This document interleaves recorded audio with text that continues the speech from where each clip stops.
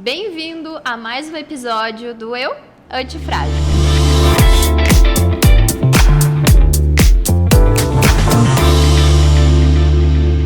E hoje esse episódio tá super especial. Tenho como convidada a Nayara Barrocal, psicopedagoga, educadora parental e acadêmica de psicologia. Hoje nós vamos conversar sobre infância, como transmitir o valor da criança. Bem-vinda, Nay! Obrigada pelo convite. É uma alegria estar aqui falando daquilo que eu amo tanto. É um prazer ter você aqui comigo. E hoje eu queria te trazer aqui para a gente conversar sobre infância. Como que nós, pais, educadores, familiares, a gente pode transmitir à criança o valor que ela tem? Primeiro a gente tem que fazer um paralelo sobre a história da infância, né? Não tem como falar de infância sem pensar na história dessa infância. A infância, por muito tempo, ela foi vista como uma não categoria social. A criança não era vista como uma pessoa da sociedade, mas um mini adulto. E, nesse sentido, ele deixou de ser sujeito de direito. Ele não era visto nem era atendido como criança. E, depois de tantos anos, a gente consegue ter outra ideia hoje sobre a infância. Mudou muito, mas mudou também para as questões que envolvem uma preocupação maior. Eu, como educadora parental, me preocupo muito com a infância do jeito que ela vem sendo tratada. E hoje, qual que é a maior preocupação, na tua visão como psicopedagoga, qual que tem sido o maior desafio em relação à infância para transmitir esses valores? É de achar o caminho do meio. É o que eu chamo de caminho do meio. Os pais, eles ainda não conseguiram achar. Ou eles são muito permissivos, achando que estão fazendo a coisa certa, ou eles são muito autoritários, reproduzindo a educação que eles receberam. E a gente não para pensar que ambas são ruins. Mas o pior disso tudo, Bibiana, é que existem pesquisas que apontam que a permissividade ainda é pior do que o autoritarismo.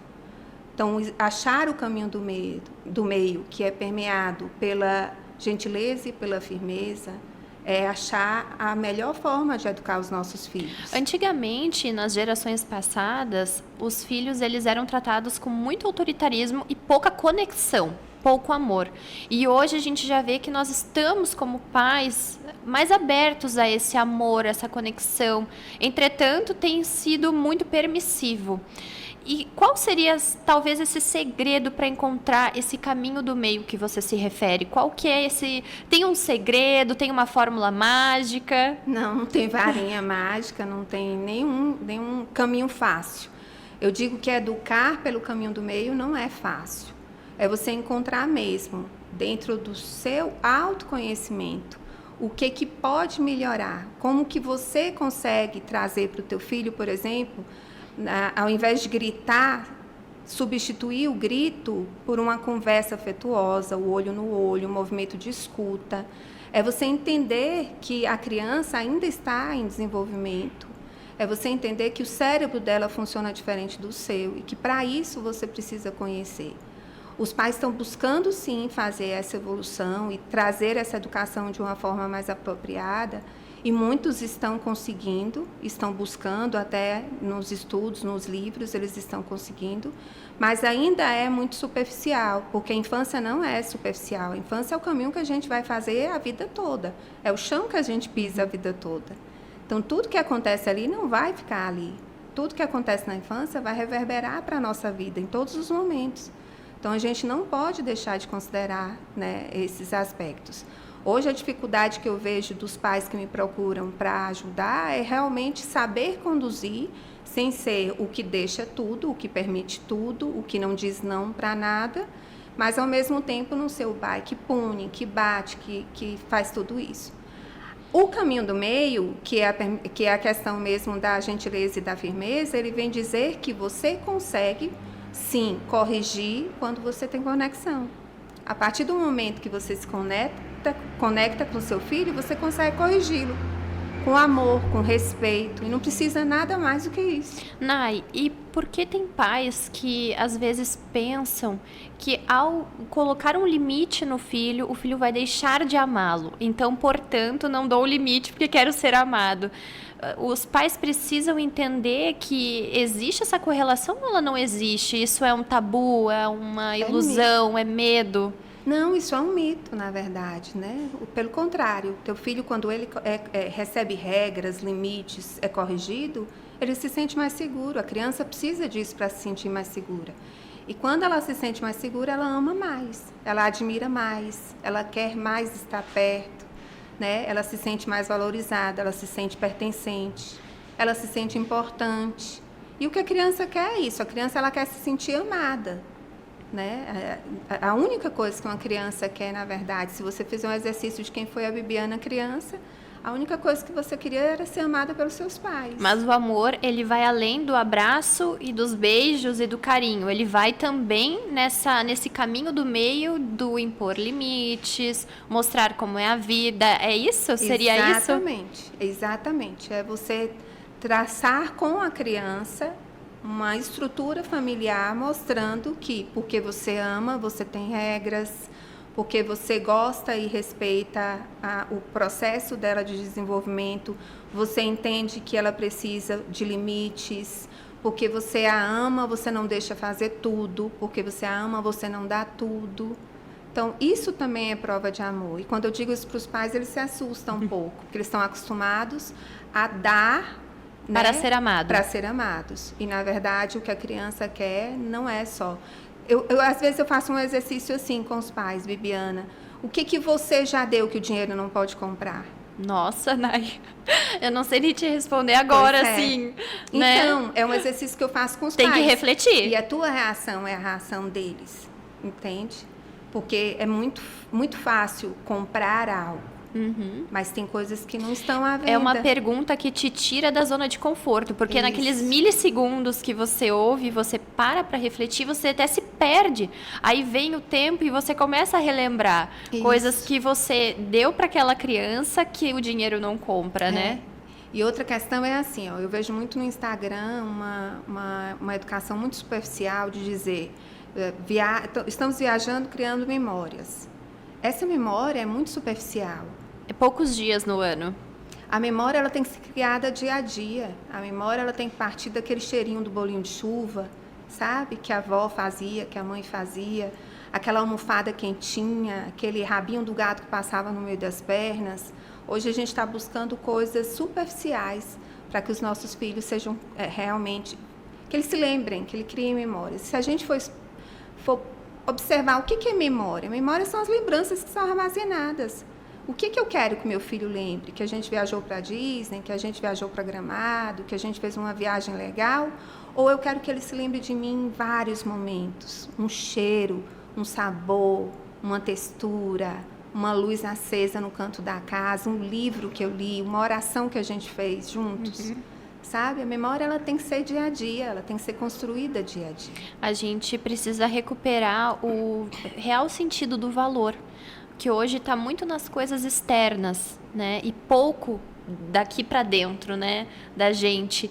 E como que a gente pode transmitir isso para a criança, que ela se enxergue na frente do espelho e ela consiga saber o seu valor, que não está na viagem, não está no carro que ela anda, na escola que ela frequenta, que está dentro dela, independente dessas situações externas que são passageiras. Então, às vezes a gente fala disso e os pais ficam meio em dúvida, e talvez até alguém que esteja ouvindo agora fique também, que é na questão do tempo de qualidade. Às vezes os pais se culpam muito, as mães, os pais, de maneira geral, se culpam porque acham que trabalham demais, porque poderiam estar mais com seus filhos, mas, na verdade, o tempo de qualidade ele não precisa ser um dia inteiro, ele não precisa ser 4 horas, meia hora que você tirar para fazer algo que é importante para o teu filho, vai fazer com que ele se sinta especial e essa autoestima vai com certeza ser reformulada. Eu vou conseguir me olhar no espelho e me sentir amado, especial para alguém que é importante para mim. E ter esse tempo de qualidade, respeitar o momento das emoções, validar as emoções é muito importante para essa autoestima, entender que o teu filho vai sentir raiva, vai ficar triste, tudo isso é normal. Não é aquela questão, se você chorar, você vai ficar feio. Chorar é feio, o menino não chora. Ou então, se você sorrir, a mamãe vai ficar feliz. Não, eu entendo que você esteja triste, eu também ficaria. Mas vamos fazer alguma coisa que te deixar alegre? Uhum. Então, é a mesma coisa, só que com a virada de chave. É você transformar aquilo que não é positivo para o teu filho em uma possibilidade dele se sentir amado. Tem uma tirinha que saiu muito essa semana nas redes sociais, que aparece um menininho abraçado com a mãe, e aí a mãe pergunta para ele, tá passando? Ele fala, tá passando. E aí no outro quadrinho ele diz, passou. Mas e se eu sentir de novo? Ela falou, pode voltar pro meu colo. Então, às vezes, a única coisa que ele quer é o colo. E eu não estou falando só, a gente está falando só de infância, mas se você for parar para pensar, isso reverbera para toda uma vida. Uhum. Uma criança negligenciada na infância vai ser uma adolescente que não vai dar ouvido aos pais. É o sentimento de ter para onde voltar. De pertencimento. De pertencimento. De pertencimento. E existe alguma diferença do papel do pai e da mãe nesse transmitir o valor para a infância, para esse adolescente? Por exemplo, o pai tem que ter tal atitude, a mãe tem que ter tal atitude. Tem uma diferença ou não? Que bom que você fez essa pergunta. No meu entendimento, não. Eu acho até que é o mesmo caminho que é percorrido, tem as mesmas... A família da infância que a gente falou no começo poderia até pensar diferente. Uhum. Ali tinham papéis diferentes sendo conduzidos. O pai, o detentor do poder, o provedor financeiro, a mãe que cuidava, que orientava, que educava. Hoje não, os papéis estão tão consolidados, todo mundo ajuda, todo mundo acorda de madrugada para cuidar do bebê, todo mundo alimenta, que eu acho que o tempo todo, tanto a mãe quanto o pai, eles estão ensinando, eles estão conduzindo esses filhos. E eu acho que é importante que seja assim. Muitas vezes fica mais no comando da mãe, né? Esse transmitir o valor. Então é importante que os pais que não estão ainda conectados com o filho, ou com a educação, ou com o valor, que eles participem também. O papel é muito importante do pai, né? Isso, e respeitar que aquele pai, ele vem de uma família, ele tem uma origem, ele tem um pai e uma mãe que pensam diferentes do pai e da mãe da mãe. Então eles foram criados diferentes, estão criando um novo núcleo, um novo sistema familiar. Então, aquele novo sistema, ele precisa ser adaptado e precisa ser ouvido todo mundo. Tanto a mãe quanto o pai tem que ter participação naquelas os dois decisões, como uma família, um casal, uma família. Isso, e evitar que, por exemplo, tenham estilos parentais diferentes, que eles não saibam conduzir, que eles não saibam se comunicar.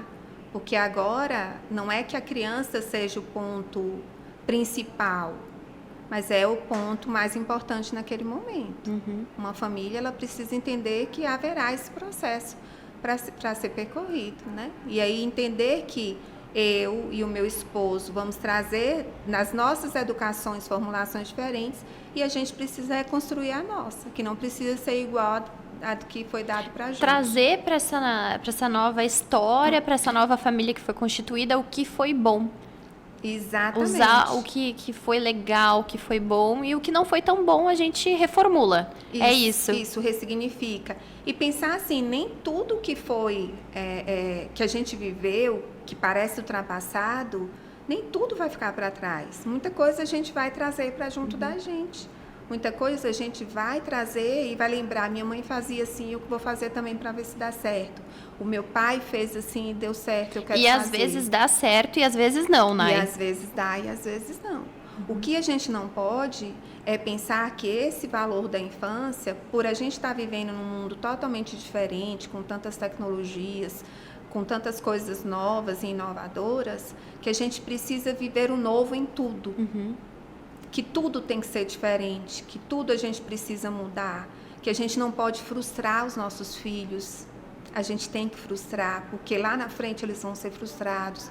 A gente precisa encorajar essas crianças, eles precisam ter, saber que eles podem, que eles dão conta. A gente precisa ensinar para essas crianças que eles podem saber o que eles vão fazer porque alguém ensinou como fazer, porque eles tinham segurança nisso. Eles não aprenderam sozinhos. Né? E dar autonomia para essa criança também é uma forma dela enxergar o valor que ela tem. Mesmo bem criancinha, bem pequenininha. E aí tem uma pergunta que eu gosto de falar, que eu gosto de fazer sobre a autonomia. Se você fizer tudo pelo teu filho, o que é que sobra para ele fazer? Né? Não sobra nada. E ele não vai aprender a fazer nada. Então, uma criança, você trocou a fralda, pede para jogar no lixo, ela consegue. Uma criança, quando ela começa a entender que ela é participa de um contexto familiar e ela limpa um chão, um móvel, ela entende que ela não está ajudando a mãe e o pai, ela está fazendo pelo ambiente que ela vive. Então, contribuindo, se sentindo viva ali. Exatamente. Porque o amor, ele não é apenas deixar essa criança confortável e a gente prover tudo, fazer tudo, é fazer ela participar também. Isso, pequenas coisas que elas deem conta, e por isso é tão importante para o pai e para a mãe entender o que é marco de desenvolvimento, o que é que o meu filho de 5 anos já consegue e o meu de 10 consegue, que eu posso pedir para eles conduzirem. Puxar um lençolzinho de cama, mesmo que fique tortinho, pode. Colocar uma comidinha para o cachorro, molhar uma plantinha. São coisas simples, mas que valorizam.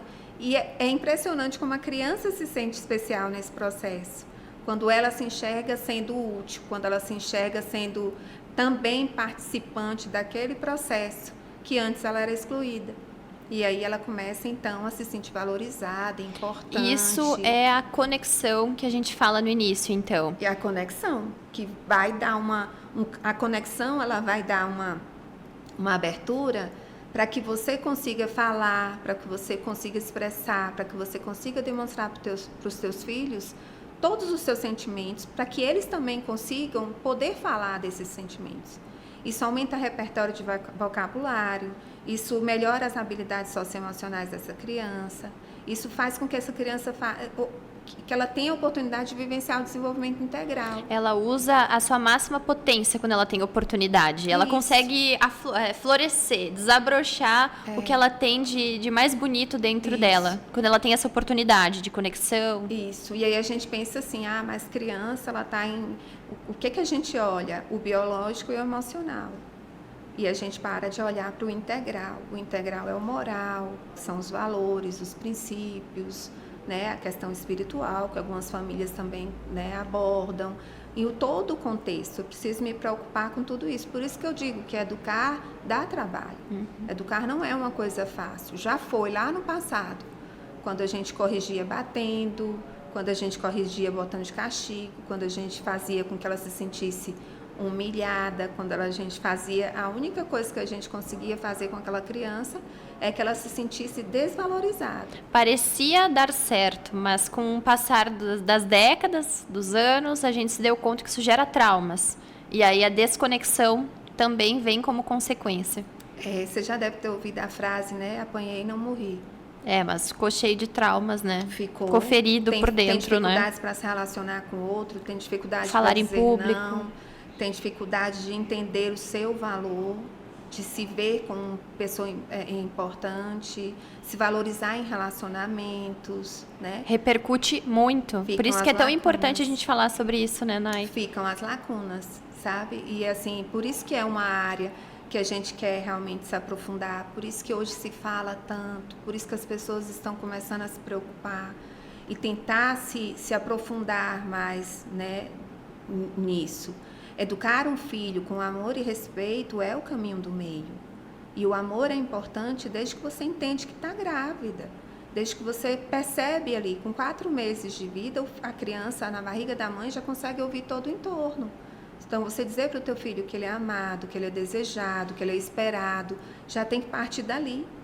Ali você está começando a estruturar. A verdadeira conexão, ela começa muito antes dos olhos se enxergarem, né? Exatamente. E, Nay, hoje tu trouxe aqui para o nosso bate-papo alguns livros, e 2 eu até já tive o contato, que são esses aqui. O que a gente poderia passar para esses pais, esses educadores que estão nos ouvindo hoje, acerca do conhecimento que tem nesses livros? Eles teriam algum aprendizado ao ler eles? O que a gente pode usufruir desse conhecimento? Aqui estão só alguns, né? Tem muito mais que isso. Eu quis trazer alguns porque eu acho que o caminho mais seguro para educar uma criança é conhecer o cérebro dele. Né? Saber, por exemplo, que o cérebro da criança, ele precisa, por exemplo, entender como que ocorre todo o processo de desenvolvimento cerebral. A gente precisa entender, por exemplo, que o cérebro é desenvolvido de trás para frente, por exemplo. Então, a última área que é desenvolvida é o córtex pré-frontal. E é ali que estão as tomadas de decisões, controle de impulsos. Então, a criança vai chorar, vai ter birra. Por quê? Não é porque ela é mal criada.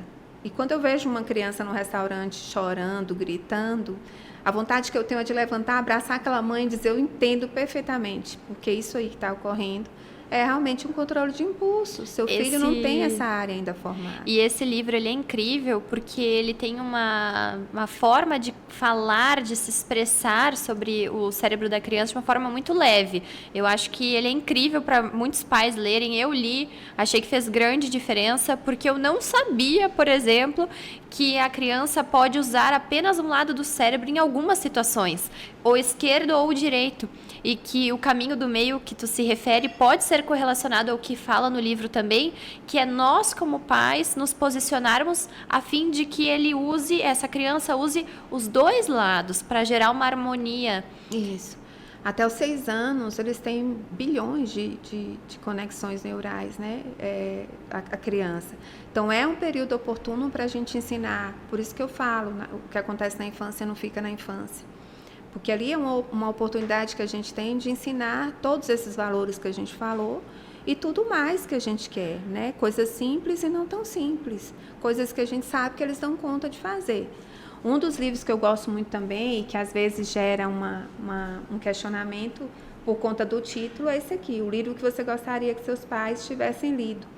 Às vezes a gente lê e pensa que é um recadinho duplo sentido, mas na verdade não. Esse é um livro que traz muito as nossas dores para o contato, para o convívio desses pais que também se identificam com outras dores. Né? Algumas coisas que ficaram, que não foram concebidas, que não foram identificadas e que acabam reverberando para a educação dos seus filhos nesse momento que eles são pais. Eu achei interessante nesse livro que tem alguns pontos que ele coloca que os pais apenas vão mudar de atitude quando eles se derem conta, quando eles pararem para analisar o que eles estão fazendo e repetindo padrões de outras gerações. Então, a gente acaba carregando, sem querer, comportamentos das quais não é interessante, e quando a gente para analisar e realmente ler esse livro, eu tive a oportunidade de ler também, eu me dei conta, gente, né, bater, gritar, essa questão da conexão, ela é muito importante. A gente realmente só vai criar essa consciência no momento em que a gente parar e buscar esse conhecimento, né, Nay? Exatamente. E esse conhecimento, ele tá muito fácil. O que a gente tem que ter muito cuidado é com a nossa interpretação, né? É de entender que existe sim outras oportunidades e possibilidades de educar meu filho, mas a gente precisa ter ciência de que ainda não é a coisa mais fácil. Porque eu ainda vejo, em algumas circunstâncias, algumas famílias achando que o caminho do meio é ainda a permissividade. E não é. O caminho do meio é você olhar no olho, é você escutar, é você parar de lavar a louça para olhar para o teu filho contando uma história, é para corrigir ele quando ele estiver fazendo algo, sabe, sem gritar, sem puxar pelo braço, é agir com gentileza e firmeza. E isso não é fácil, não é fórmula mágica, mas é possível, porque esse livro aqui também traz por que o amor é importante. Por que o amor é importante? Porque é através do amor que a gente aprende melhor. É através do afeto que a gente aprende melhor. Qualquer relacionamento, não precisa dizer isso. Quando a gente é tratado com delicadeza, com educação, com gentileza, a gente se propõe a fazer aquilo melhor. A gente ouve melhor o que está sendo dito, né? E é isso que a gente espera através da educação parental. É ensinar esses pais a educarem adequadamente seus filhos, fortalecendo realmente esses filhos para que lá na frente eles possam ser esses adultos que eles esperam, que eles almejam, que eles gostariam que eles fossem e que às vezes eles não estão sendo. Que carregue, né, os valores tão desejados da família por toda a vida. Isso é um papel dos pais também. Não adianta esperar que a escola promova esse valor na infância. É o papel dos pais, realmente. Porque a gente sabe que a família é o primeiro sistema, né, que a criança está inserida. A escola, ela é um secundário, um terciário, e a gente precisa entender que a gente não pode terceirizar a educação dos nossos filhos. É nossa atribuição. A gente pode contar com apoio, com auxílio, mas de total abrir mão não pode. Ninguém pode fazer o que um pai e uma mãe podem fazer, só a gente.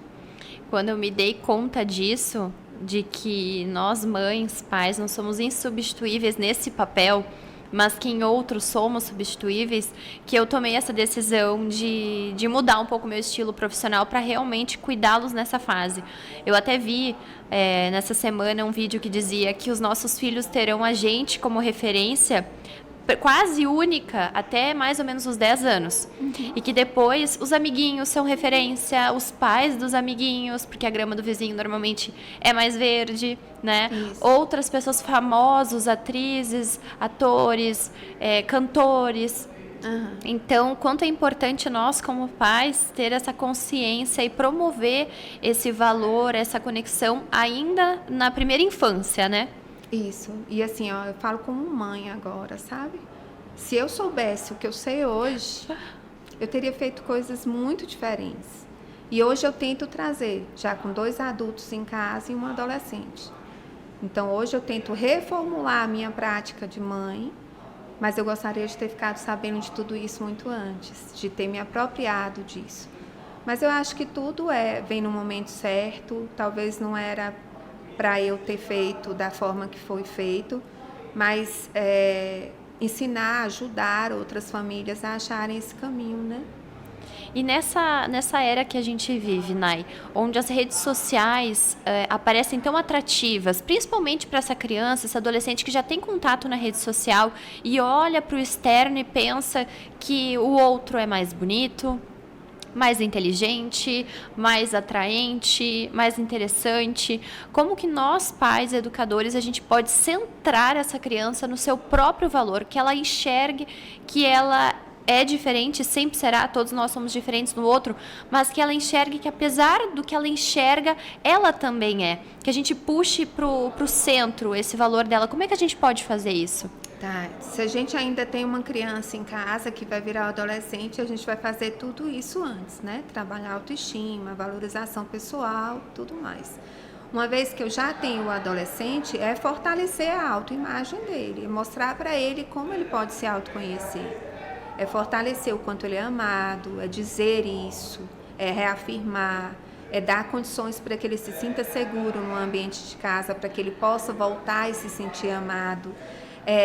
Adolescente não quer palestrinha, adolescente não quer sermão, adolescente não quer promessa não cumprida, adolescente quer realmente saber que ele pode voltar para casa, mesmo com aquele vídeo que você falou, que ele vai... Ali naquele momento eu já não tenho mais o meu pai e na minha mãe, aqueles únicos, modelos, né? Únicos, eu agora já tenho outros, mas eu sei que o lugar onde eu sou amado de fato é ali. E eu, quando eu trabalho com os adolescentes, eu digo para eles, ninguém ama mais vocês do que teu pai e tua mãe. Então, eu acho que os pais precisam dizer mais. E se esses pais vieram de uma educação muito retrógrada, eles não vão dizer eu te amo. Mas, às vezes, nem precisa dizer, mas demonstrar e fortalecer esses vínculos e passar tempos de qualidade, estar com esses adolescentes. E a gente não precisa passar, igual como eu falei, um dia inteiro.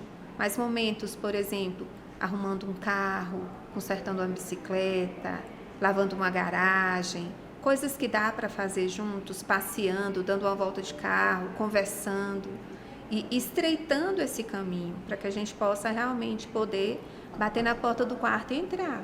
E que esse quarto não precise trancar a porta. Os pais falam, meu filho é o filho do quarto. E eu digo, não gosto desse termo. Porque eu acho que se você combinar com o teu filho que 2 batidinhas na porta é o suficiente para você entrar sem pedir permissão, você já está dentro do quarto do teu filho e é preciso entrar no mundo deles. Né? Na adolescência a gente precisa pedir licença sim, mas não pode deixar de estar ali dentro, de entrar nesse mundo que eles estão. E de fazer esse exercício, sabe, Bibiana? Quem fui eu, adolescente? Como eu me sentia? Como que ele pode estar se sentindo agora? E conhecer o cérebro. Porque tudo está realmente... A neurociência ela veio aplicada à educação de pais e mães exatamente para mostrar para a gente que a gente pode conduzir melhor, que a gente pode fazer esse caminho melhor. E mesmo com esse advento das tecnologias, eles tendo todos esses contatos, eles precisam entender que aquele mundo é um mundo superficial, De aparências. de aparência, um mundo ideal. E que o valor dele não está naquilo ali. Exatamente, o mundo real é diferente para ele. O valor dele excede tudo aquilo, né? Ele é muito mais valoroso. Mas para isso, o adolescente ele precisa ouvir, ele precisa sentir, ele precisa entender, ele precisa do concreto. O abstrato não é significativo. Então, o segredo, se hoje nós pudéssemos deixar uma mensagem para os pais que estão nos ouvindo, para os educadores, familiares, a mensagem seria ainda desde bebezinho, de preferência na barriga da mamãe, ainda gerar essa conexão com verdade, com respeito, com firmeza, amor e gentileza, que nem você fala, seja firme e gentil. Com tudo isso, para criar realmente essa conexão que vai ser duradoura. Essa seria a mensagem que você passaria, Nay? Exatamente. De entender que quando você entende que vai ser pai ou mãe, você já tem que se preparar para ser o melhor que você pode. Mas entendendo que nenhum pai é perfeito, que a gente vai errar, que a gente pode pedir desculpa, que quando a gente pede desculpa, eles entendem que eles também podem pedir, que nós somos realmente, que a gente busca ser melhor do que a gente já é e a gente pode. Ninguém está suficientemente bom já, né, para não precisar aprender, para não entender, ouvir com outros, mas para os nossos filhos mostrar que a gente ama e que por isso a gente dá regra, por isso que a gente dá limite, por isso que a gente não dá o mundo para eles, mas a gente dá o que realmente é importante. E se nesse momento tem algum pai, uma mãe nos escutando e o filho já não é tão novinho, digamos que já tem ali 6, 7 anos, 12 anos, 15 anos, e até o momento presente, até nos escutar, tinha um certo comportamento, hoje nos escutando, buscando a leitura desses livros, se deu conta que precisa mudar, você acha que ainda dá tempo, Nay? Dá tempo sim, todo o tempo do mundo, é preciso querer. Ter desejo, né? Vontade de fazer diferente. A gente não pode deixar que a história fique se repetindo. É você realmente tentar fazer, dar o primeiro passo. E muitas vezes esse primeiro passo vai precisar voltar 2, mas não tem importância. A gente faz de tudo pelos nossos filhos, né? O importante é tomar consciência, tomar uma atitude, ter uma decisão e realmente fazer uma nova história. Exatamente. E a parentalidade, ela traz isso, né? É uma parentalidade consciente de que eu estou fazendo o melhor para eles e para mim. Porque eu não posso também deixar de ver o meu lado. Quando eu demonstro amor e tenho tranquilidade e tenho harmonia dentro do meu lar, entendimento que eu estou fazendo e oferecendo o melhor para os meus filhos, eu também sou um pai e uma mãe mais feliz. Eu também consigo dormir com mais tranquilidade, eu também consigo entender que se ele sair com os amigos, ele vai voltar bem. Então, tudo é um caminho que traz conexão. Ciclo. Nossa, Nay, amei nossa conversa hoje. Te agradeço por estar aqui. Acho que vai fazer a grande diferença na vida dos pais, dos educadores. E agradeço mesmo por você estar aqui nos ensinando tantas coisas. Obrigada, Bibiana. Eu que fico feliz porque tem uma frase que eu gosto muito de falar, que eu vim para fazer a diferença no lugar onde eu vivo. E ajudando famílias que eu me entendo nesse momento, eu acho que é a melhor oportunidade de fazer isso. Com certeza. Obrigada a você que nos assistiu, que esteve com a gente hoje. Obrigada também aos nossos patrocinadores. Eu espero que a nossa conversa hoje tenha sido incrível para você também. Até mais!